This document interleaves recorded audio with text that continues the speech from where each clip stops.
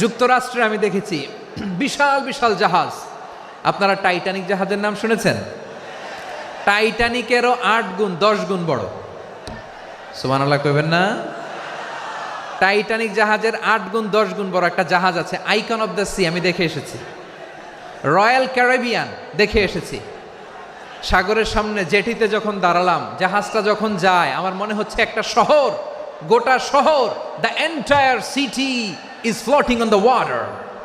পুরো একটা শহর মনে হয় পানির উপর দিয়ে ভেসে যাচ্ছে। পড়েন সুবহানাল্লাহ। এই যে আইকন অফ দ্য সি, এই ক্রুজ, এই জাহাজটা, এটার ভিতরে স্টেডিয়াম আছে। কিসের ভিতরে স্টেডিয়াম? কথা বুঝে নাই বোধহয়। স্টেডিয়াম কিসের ভিতর?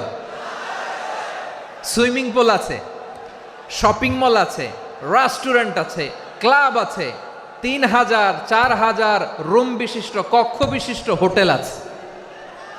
এই সবগুলোর নিয়ে এগুলো চলে সাগরের এই দোলার মধ্যে, জলোচ্ছ্বাসের মধ্যে, এই সাগরের ভেতরে এই জাহাজগুলোর ভাষায় রাখছে কে? বিশাল জাহাজ মালামাল নিয়ে এক মহাদেশ থেকে আরেক মহাদেশে যায়। গত মাসে আমার জাপান সফর ছিল।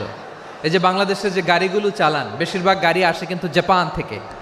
হাজার হাজার গাড়ি একটা জাহাজ বহন করতে পারে, হাজার হাজার গাড়ি। এটার সাগরের মধ্যে ভাসাইলো কে? সবাই বলুন, ভাসালো কে? হাজার হাজার গাড়ি নিয়ে জাপানিজ গাড়িগুলো আমাদের চট্টগ্রামের এয়ারপোর্টের বন্দরে ভিড়ে।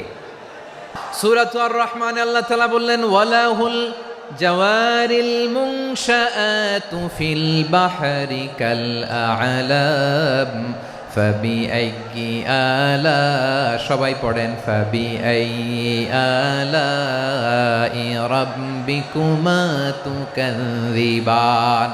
পাহাড় সম বড় বড় জাহাজগুলো মাল বোঝাই করে সাগরের মধ্যে ভেসে বেড়ায়।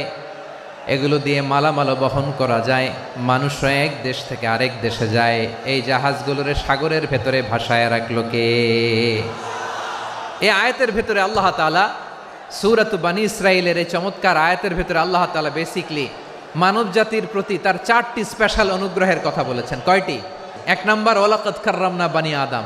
আমি বনী আদমের সম্মান বাড়াইছি। নাকি মুসলমানদের? নাকি মুসল্লিদের? কার সম্মান বাড়িয়েছি? বনী আদমের।